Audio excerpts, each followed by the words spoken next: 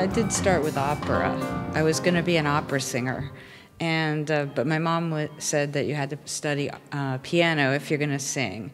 So I worked on that for many years, but then when I was 15, I heard Miles Davis, and my dad had a Coltrane record, and, you know, I just started getting into jazz, and I heard Weather Report, and I was like, I have to do this. So I got really into Miles Smiles, the classical combination with jazz, and I went to New England Conservatory, and I've pretty much been playing jazz since I was 15. But then I was in Boston for a long time. I had a jazz trio on the quartet actually with George Garzone on the weekends, and then during the week we had a fusion band on Wednesdays, and I played solo piano gigs. So I've had a pretty long jazz career before coming back to it. But when I moved to New York, I got in Steps Ahead, that group, and with Mike Manieri.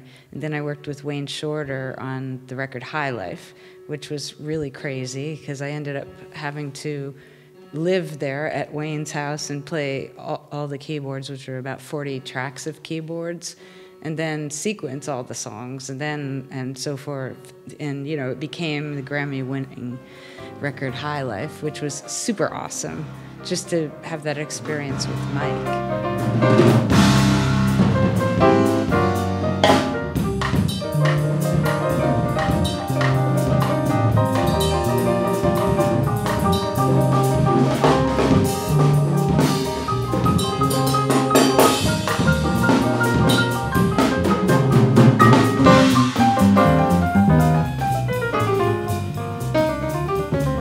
We do arrangements for the Trio of Oz.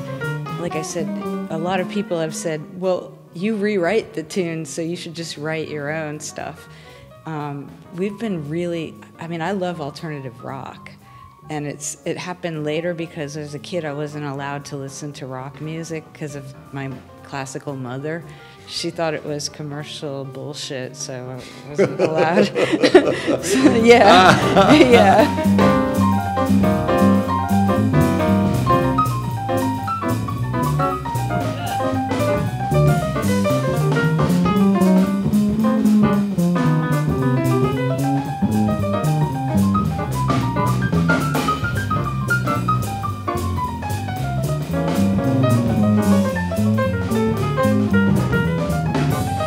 16 years old, I walked into an audition at a studio.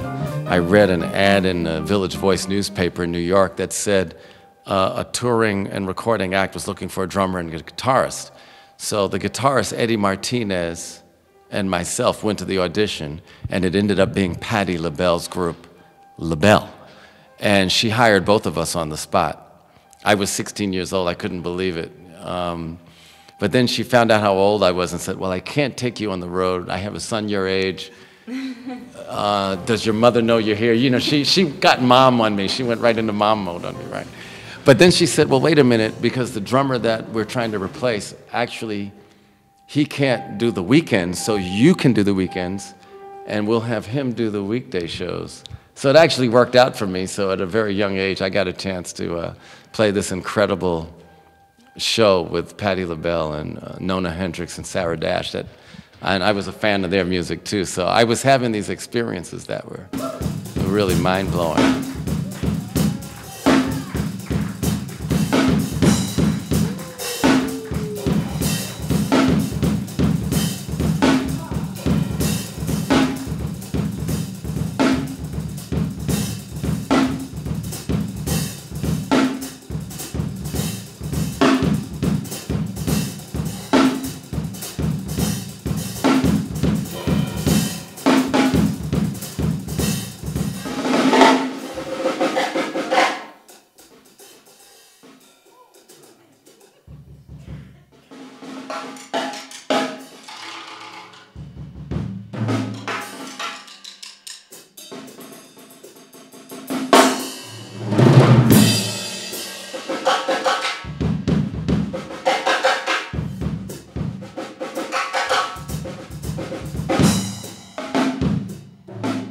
Playing jazz music for most of my life, honestly, I wasn't super interested in revisiting the quote-unquote jazz standards.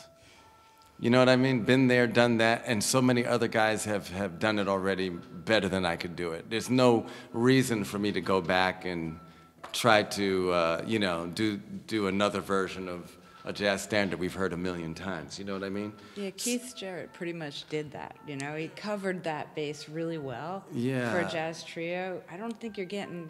There's not much left to say. However, if I may, the young people need to get turned on to jazz.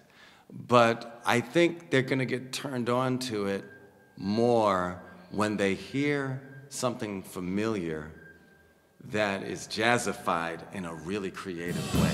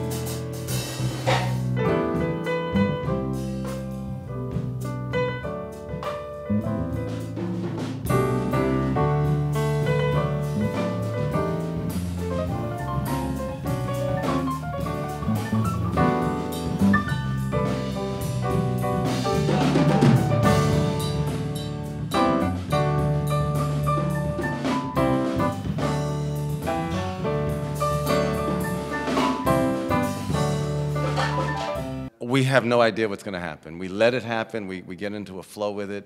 Yes, we have the framework of the arrangement, but when it comes time to improvise, that's where the adventure begins with this group. And Solomon not only enhances it, but also supports it in a really amazing way. So we're happy to have him have him with us.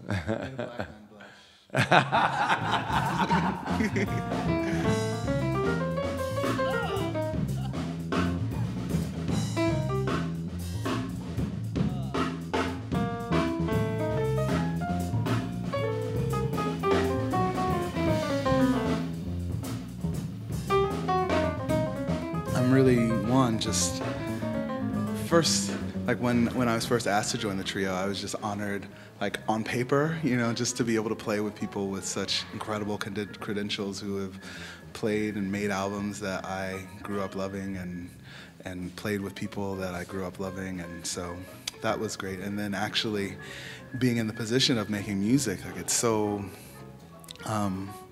even though like their page of credentials is like 3 times as long, or if not more, than mine.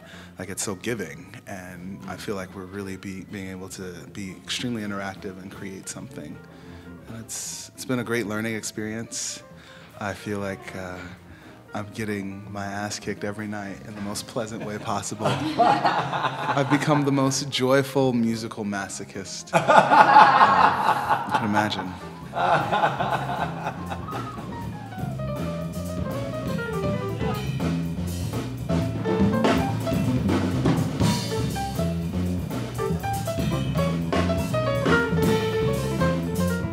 Striking to me to look out into the audience and see such a wide variety of ages.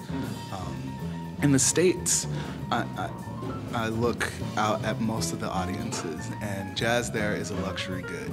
It's something that people feel that it's a nice thing to do. There are people who are fans and fanatics about it also as well, but everyone that might be my age or around my age is usually someone who plays themselves. They're a student of it. And so just getting to see normal people who like art and culture of all age ranges has been a really, really incredible thing.